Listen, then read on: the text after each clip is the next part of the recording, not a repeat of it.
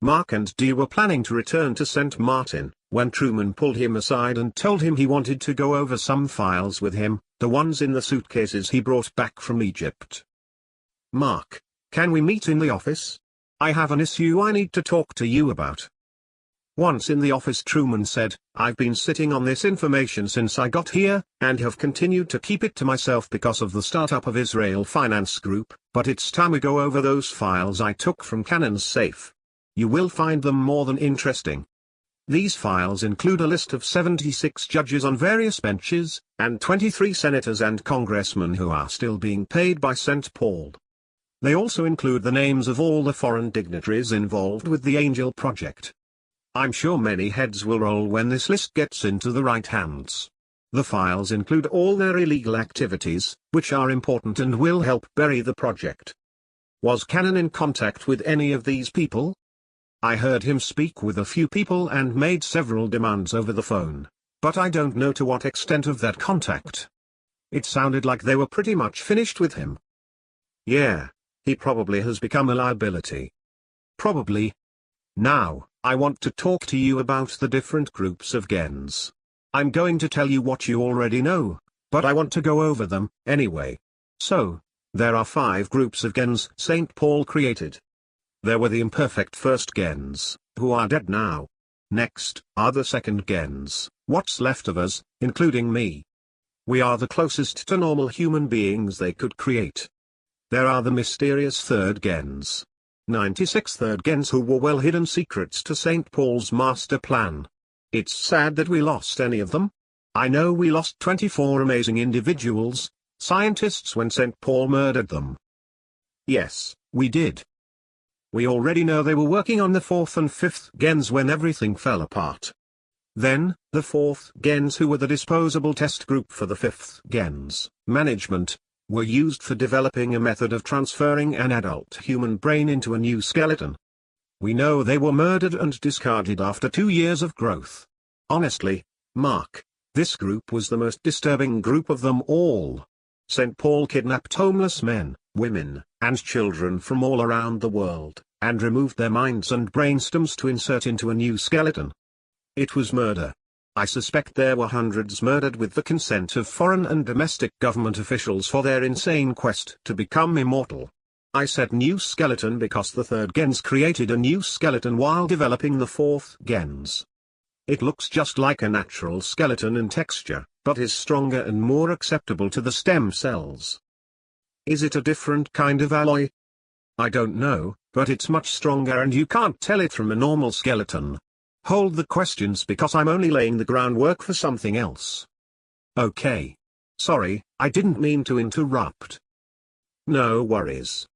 The 5th gens, once they could reproduce the process of growing viable 4th gens, they intended to use the process to put the minds of everyone in leadership into the new skeleton.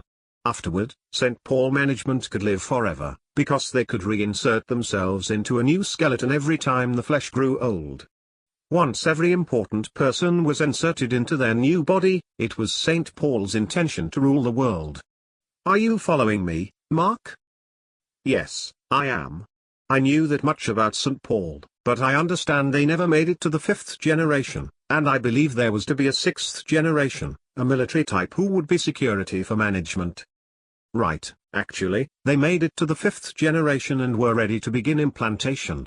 And, yes, as you said, there would be a 6th gen, but I wasn't ready to mention that yet. But that's the whole reason I'm saying things the way I'm saying them. Alright, but we knew about them. Okay, although there's something you don't know yet. Even though the 4th gens had served their purpose and the 5th gens were ready for full implementation, there was a 6th gen created ahead of schedule because of an unforeseen circumstance. So now, I'm going to tell you how it happened. I found this information in Cannon's safe. It was marked top secret. Do you recall the name Roger Pollan? Yes, I know who Roger Pollan is. He was one of the founding fathers of St. Paul. Yes, he was, and he had a son named Roger Pollan Jr. One night Roger Jr. was driving south on Interstate 5, when he fell asleep at the wheel just north of Olympia, Washington. He hit another car head-on, killing both himself and the other driver. Mark, I'm going to be redundant. St. Paul created the process for fifth gens several years ago. Management was only waiting for the right time to transplant themselves into the skeletons. If they hadn't been stopped when they were, I suspect all the management of St. Paul would be fifth gens right now. Per Pollen Sr.'s request, St. Paul sent a team of third gens to prepare and retrieved Pollen Jr.'s body before the morgue could process him and had it flown to a lab in Toronto, Canada. Pollen wanted to use his son for the first implantation as a fifth generally removed all the necessary parts and placed them into the container to prepare for his recreation. Well, St. Paul secured the wrong body. To complete their failure, the Canadian lab they brought him to didn't realize it wasn't his son. Instead, they placed the other man, the other victim, into the container. When Pollen Sr. found out, he told them to discard him. The third gens, working on him, refused to do so. Apparently, those third gens got a hold of a Bible and read it, so they refused to kill him once he was viable. Pollen had those third gens murdered and brought in another team. By that time, the subject was to the point where they usually applied the neurostimulation process. Pollen didn't want an unknown to become the first fifth gen because they reserved fifth gens for St. Paul management only. So, Pollen's son was to be the first gen? How come we haven't heard of him? That's because it never happened. They retrieved the wrong body, and that's going to blow your mind. It did mine. Through a CIA contact of Pollen's, the CIA found out about him. Consequently, they told Pollen to turn him into a sixth general. They were curious to find out if it could be done. They could always discard him if it didn't turn out. It was a risk because the sixth gens were not supposed to begin with an adult. The intention was to create the sixth gens by the same process as the second and third gens, only with different training. It was the intention of the CIA and an opportunity for St. Paul to test a new neurostimulation process, one allowing them to take an adult human being, wipe their memory, and replace it with new memories. Under the old process, they could create memories in a fetus, because the fetus had no initial memories. It was much more difficult to erase the memories of a human with a past and replace those memories with new ones. This new process was a research child supported and encouraged by the CIA. Wow, I never heard about that. I assume it was top secret, and not too many people did. So the reason behind the CIA's request was they wanted to find out if they could use current military personnel and put them through the process. They weren't interested in creating new bodies for US soldiers, but the new neurostimulation process could help with specialized training. That way they could build a super soldier using current personnel, particularly special forces. So, the team wiped his past and trained him with all the advanced military training they could provide, including martial arts, weaponry, logistics, and machinery. He was to be a one-man wrecking crew. As part of the research, Pollen wanted to test the sixth gen himself. They made the man believe he was one of Pollen's security guards. The man exceeded every expectation, but the doctor missed a step, whether on purpose or not. The test subject retained some memories from his previous life. He performed his duties, but refused to do things against his moral conscience. The subject was a Christian before the accident. Once established as a security guard for Pollen, he refused to kill other human beings. When he refused to do so, they determined they couldn't use him. He was damaged goods. Pollen was going to have him murdered, but the CIA intervened and made Pollen bring him back to his old self through the process. So Pollen drugged him and put him into the container where they used the new neurostimulation process again to reset his mind back prior to the accident. I get a feeling that we know who this person is. Is that right? I'm getting there. It turns out that was the intention of the CIA all along, because they wanted to find out if a person could survive the neurostimulation process more than once.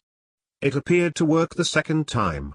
So, when they finished, they made the man believe he spent 2 years in a coma in Seattle. He woke up in a St. Paul owned and operated convalescent home set up just for the experiment. The man woke up talking about his wild dreams. From the time he woke up, St. Paul continued to observe him for further research in case anything went wrong. They concluded he might become mentally ill or go mad. Since then, he has inherited a bed and breakfast on the Oregon coast, after his parents died. He now owns that same bed and breakfast on that same Oregon coast. Can I make it any clearer? Are you telling me Ramous Rignor is a gen? Yes, I told the whole story to tell you Ramous is a general. That's what the files said. They mention him by name. Those same files stated he doesn't recall any of it. Mark, until recently, Cannon has been receiving updates from the CIA. The last communication between Cannon and the CIA said Ramous was killed in an explosion on the Oregon coast.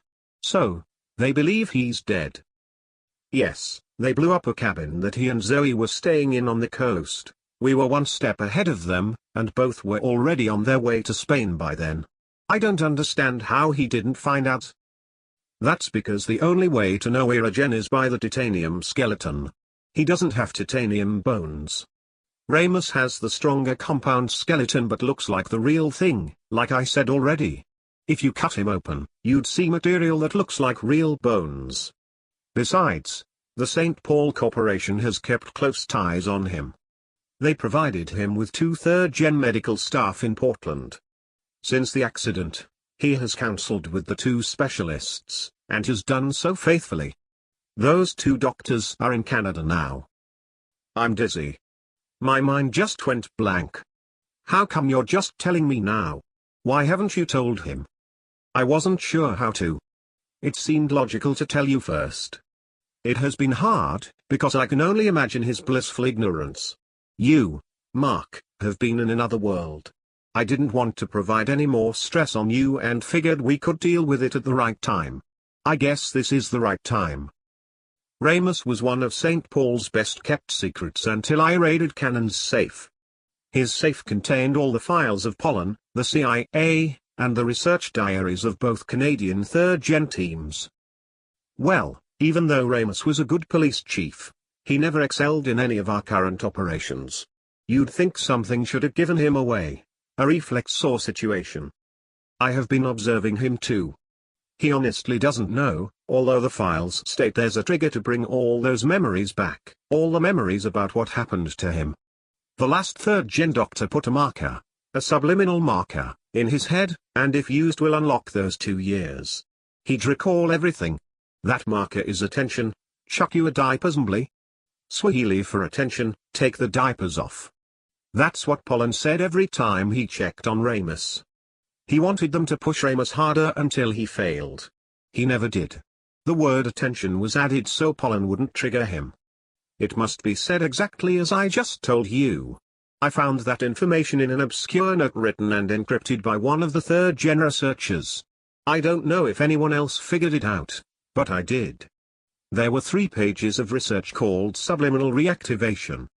Right after was that obscure note regarding the term Pollen used with the word attention preceding it. To me it was a dead giveaway as the term was written in Swahili. Truman showed Mark all the files on Ramous. There was a picture of him dead on a slab and then again when he emerged from the container, and then again 1 year later. He looked exactly as he did 2 years after he lay dead on the slab. The accident broke his neck, otherwise, there was no physical damage to his body. Mark said, it's amazing how he came out looking as he did before they recreated him. Right. The third gens found it interesting too. They figured there was an element in the brainstem directing all the cells in the body to recreate themselves in a particular order, creating each one of us as individuals. Mark, gens look exactly like they would as if they were never put through the process. Wow. That boggles the mind. Mark looked at the diaries in which the third gens marveled how there was no difference between the lifeless body on the slab and the person created through the process. It contained several hypotheses, although nothing concrete. Truman, let's keep this between us. I don't want to freak anyone out yet, especially Zoe and Ramous. I can't believe this. He's so human. Have you watched how tentative he's about things? Without question. He's a brave man, but he's clumsy, just like the rest of us humans. It's hard to believe they were able to keep this from him. Zoe was standing just outside the door and spoke up. That's because he's a trusting man. He had no reason to consider such an idea, such a violation. Zoe walked in, she was crying. Truman said, I'm sorry, Zoe. I wanted to tell Mark before I told anyone else. Are you okay? No, I'm not. I can guarantee Ramous knows nothing about this. It will break his heart. She cried again. Mark said, we don't need to tell him. It can be our secret. We have to tell him. I can't keep a secret this big from him. If he finds out we knew and didn't tell him, the consequences will be devastating. We have to tell him. She walked out of the room. She originally came looking for Mark to tell him she and Ramous planned on taking a helicopter back to Tuscany within the next couple days. It was a property she and Ramous enjoyed, especially the walks in the countryside. Zoe kept quiet for the rest of the day. Ramous questioned her about her quietness. She told him she was moody, and said a day shopping with Mel, Kat, and Dee in Milan would snap her out of it. Zoe was planning to shop for new casual clothes to wear when she and Ramous were at the vineyard. Aaron and Mel flew in, and Mel joined them. Aaron found Mark and Ramous and asked them if they wanted to accompany him back to Israel. He told them the general set up a dinner with the Zion orphanage because of a $3 million donation from the Israel Finance Group. The donation was made in gold, a pallet full of gold. He was planning on flying back within the hour. They planned to return the next day so he could pick up Mel. Both men went back with him. After saying goodbye and kissing all around, they left. They arrived at the Israeli Air Force Base just in time to catch a van full of soldiers heading for the dinner. The IDF planned to present the gold on behalf of the Israel Finance Group, while Ramous and Mark were going to join Jerome in accepting their gratitude after the dinner, on behalf of the corporation. While traveling along the highway near the Lebanese border, they came across an auto accident. The soldiers got out to help. Once they did, a group of armed Lebanese soldiers surrounded them. They took the group into Lebanon through an underground tunnel. 20 minutes later, they were tied up and put in a cell, with 2 guards posted at the door. One of the Israeli soldiers said, one guard said to the other that they're going to kill all the soldiers and hold the Americans hostage. He said they should fetch a good ransom from the US. A rather stiff-looking man walked in and grabbed one soldier by the collar. He shook him around, asking him, how many tunnels does the Israeli military know of? It was clear the young man didn't know, but the officer pulled a pistol and put it up to his head. When he did, 5 other men entered the room, waving rifles around. Mark knew they would kill all the soldiers, and start with the young man. Mark shouted, attention, chukua diapasmbali. One soldier was an African who spoke Swahili, told the other soldiers what Mark shouted. It didn't come out like he expected it to. They all laughed.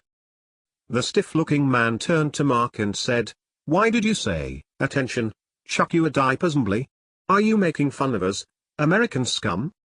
Mark now realized he mispronounced one word, but the important stiff-looking man said it perfectly. The man asked Mark again, why did you say that? Mark didn't reply but looked intently at Ramous, who now had a blank expression on his face. Before anyone could move, Ramous put the stiff-looking man and the 5 soldiers out cold. The 2 guards standing at the door ran into the room. Ramous put both of them out. Then he disappeared through the door. The Israelis struggled to get out of their restraints so they could help Ramous. The shots must have lasted for 20 minutes when Ramous returned through the cell door. He untied everyone and led them to a waiting van. He picked up a soldier to drive, put Mark and the rest in the back, took a seat next to the driver, and told him to drive to the nearest Israeli border. 1 moment later, they stopped. There was a thud. Ramous pulled the driver from the driver's seat and ran back into the cell. He grabbed the stiff man and dragged him out, putting him in the driver's seat, telling him to drive to the nearest Israeli border. The Israeli government wanted the man driving for killing 3 young soldiers almost a year ago. Ramous wasn't aware of that, but figured the man might be important to the general. Once they got to the border, the driver and Ramous walked to the gate. At which time, the important man told the Lebanese guards to allow them passage. Once through the first gate, they were stopped by Israeli guards with guns aimed at them. Ramous shouted for the soldiers in the back to reveal themselves. Once the soldiers were revealed, they allowed them through. They headed straight for the dinner. They were, after all, the guests of honor. On the way there, everyone overheard Ramous say, "Mark, I plan to kick your butt when we get back to Madrid." They arrived at the dinner, and Ramous sent one of the young soldiers in to fetch the general. He came out to find Ramous holding the important stiff man by the scruff of the neck. It was Hassan Ghaffar, one of the Lebanese army's best interrogators, and wanted by the Israeli government. The next day the story got around how the American Superman took out a whole compound of enemy soldiers. There were at least 63 military personnel in the compound. They said he left everyone alive. In the meantime, Ramous came down with a horrible headache as his mind was flooded with memories. He recalled the moment before the accident on I-5. Afterward, things went black. He woke up in a pool of water, looking up at doctors in white suits, praying over him. While in the water, he dreamed of training in every type of combat. It seemed the dreams lasted a lifetime. Often, he dreamed of his parents, of his friends. He was led to believe he worked for an individual other than the police station. He was a security guard. Then, everything went black, and he woke up in a convalescent home. From there, his memories were different, more real. He declined to assault Mark because of his headache. "I'm not going to murder you today, Mark, but once this headache is gone, we'll have a discussion, and you can tell me how you knew that phrase. I know what it means." Even though the timing was impeccable and weird, Mark wondered if there was a phrase to put Ramous back to just an ordinary human being. Aaron prepared the plane for the return flight to Madrid. Once in the air, Ramous asked if he could fly. It had been so long. "Guess what, Mark, Zoe doesn't have to teach me how to fly now," he said as the plane went into a nosedive. He recovered and said, "I guess I'm rusty. What's Zoe going to say, Mark? I hope she doesn't leave me." "She will not leave you.